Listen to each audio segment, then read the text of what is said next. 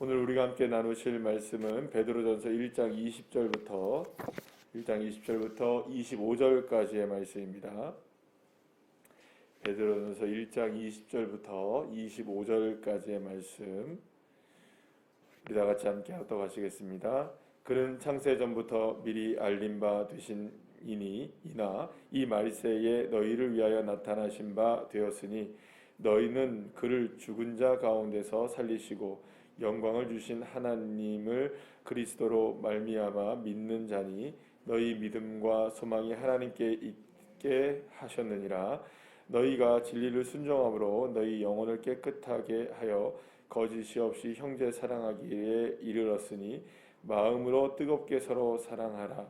너희가 거듭난 것은 썩어질 씨로 된 것이 아니요 썩지 아니할 씨로 된 것이니 살아있고 항상 있는 하나님의 말씀으로 되었느니라. 그러므로 모든 육체는 풀과 같고 그 모든 영광은 풀의 꽃과 같으니 풀은 마르고 꽃은 떨어지되 오직 주의 말씀은 세세토록 있도다 하였으니 너희에게 전한 복음이 곧 이 말씀이니라. 아멘. 할렐루야. 예수님이라면 어떻게 하셨을까라는 이런 질문들은 그리스도인들에게 있어서 늘 우리의 삶을 다시 한번 돌아보게 하고 생각하게 하고 또 과연 예수님이라면 지금 내가 겪고 있는 이런 상황 속에서 어떻게 하셨을까라는 생각을 누구나 다 하게 마련입니다. 사실은 예수님이라면 어떻게 하셨을까라는 이 질문 자체가 우리의 일상에서도 굉장히 중요한 질문이 아닐까라고 생각을 하는데요. 그런데 한번 우리가 생각해 볼 것은 정말로 실제로 예수님이라면 어떻게 하셨을까? 예수님이라면 어떻게 하셨을까를 묵상하는 것은 정말 쉽지 않은 문제라는 것을 우리가 알게 됩니다. 한번 생각해 보시죠. 예수님은 그 어떤 상황에서도 흔들림이 없이 자신에게 맡겨진 사명을 감당하셨던 것을 우리가 알게 되죠. 그러면서 늘 언제나 예수님은 새벽 미명에 일어나서 주님 앞에 나아가 기도했고 또 산 위에 올라가서 기도하셨고 늘 언제나 자신의 인생이 흔들리지 않기 위해서 하나님이신 예수님이심에도 불구하고 늘 언제나 그렇게 끊임없이 주님을 찾고 또 주님을 두드리고 주님을 갈망하는 그런 자리에 그 예수님 자체가 그러셨던 인생을 사셨던 것을 보게 됩니다. 그리고 또 결국에는 예수님이 결코 흔들림이 없이 십자가를 짊어지시고 마지막 순간까지 그에게 주어진 사명을 오롯이 감당하게 되는 그런 그 모습을 보게 될 때 사실은 어떻게 저렇게 흔들림이 없을 수 있으셨을까? 어떻게 저렇게 위기 속에서도 끝까지 견디며 인내하시고 그 길을 걸어갈 수 있을까라고 생각하면 예수님이라면 어떻게 하셨을까라는 것이 결코 쉽지 않은 일이라는 것을 다시 한번 우리가 생각해 보게 됩니다. 여러분들 그렇다면 우리가 예수님이 그토록 어려웠던 십자가를 짊어지기까지 그리고 또한 그 모든 일에 있어서 그 모든 일을 감당하실 수 있으셨던 예수님이라면 어떻게 하셨을까? 어떻게 이런 일이 가능하셨을까라는 질문에 우리가 만약 답을 찾는다면 아마도 그것은 오늘 본문에서 말씀하고 있는 것처럼 그 소망이 다 누구에게 있었기 때문이었을까요? 하나님께 있었기 때문이 아니었을까라는 생각을 우리가 다시금 한번 해볼 수가 있게 되는 것입니다. 여러분 지금 사실은 이 베드로는 그 초대교회 성도들 그리고 같은 로마 교회에서 있었던 성도들뿐만 아니라 우리가 그 베드로전서가 쓰여진 이유 중에 하나가 뭐냐면 터키 지역에 있었던 그 지역에 있었던 그 그리스도인들에게 그 위로의 편지를 보내기 위해서 이 신앙의 편지를 보내면서 이 편지를 쓴 거 아니겠어요? 그런데 우리가 알고 있는 것처럼 이 초대교회 당시의 상황은 정말 말할 수 없는 엄청난 고난의 연속이었던 것을 우리가 알게 되죠. 박해라는 끔찍한 상황도 견디기 힘들었을 것이고 그 가운데서도 사실은 어떻게든 살아내야 되니까 그런 삶 자체가 너무나 사실은 힘겨움의 연속이었을 것이 분명합니다. 그렇다면 한번 생각해 보시죠. 예수님도 그러한 상황들을 겪으셨잖아요. 많은 어려움들을 겪으셨고 수많은 대적자들과 함께 그 괴로움과 고통 속에서 늘 언제나 하루도 사실 어떻게 보면 우리 인간적으로 본다 하더라도 예수님도 다리를 뻗고 주무실 수 없는 그런 상황이었잖아요. 자, 그럼에도 불구하고 예수님이 이겨내셨다. 그러면 여러분 동일한 어려움 가운데 처해 있었던 이 초대교회 성도들도 그렇다면 어떻게 하면 예수님이 당하셨던 고난에서 주님이 이겨내셨듯이 그러면 우리가 지금 당하고 있는 이 박해라는 그리고 삶의 여러 가지 문제 속에서 던져져 있었던 이 초대교회 성도들이 어떻게 하면 그것을 이겨낼 수 있을까?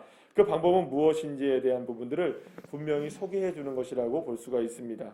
그것은 바로 예수님께서 어떻게 하셨을까?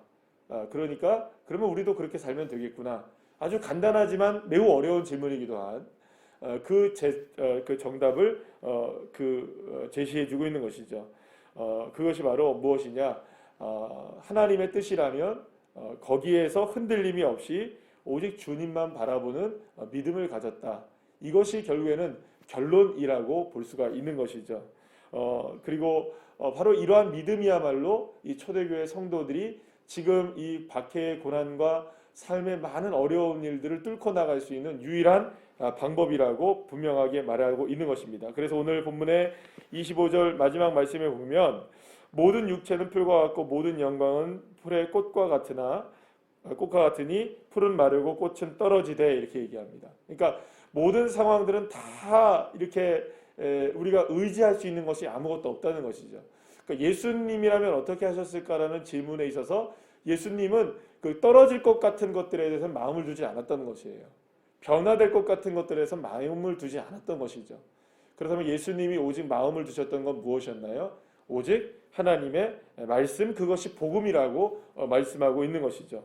그래서 오늘도 본문 23절 말씀을 보시면 모든 것으로 항상 있는 무엇으로 된 것이다? 썩지 아니할 씨로 된 것이니 하면서 무엇으로 된 것이다? 하나님의 말씀으로 되었다. 그러니까 예수님도 끝까지 모든 상황 속에서 예수님에는 어떻게 하셨을까?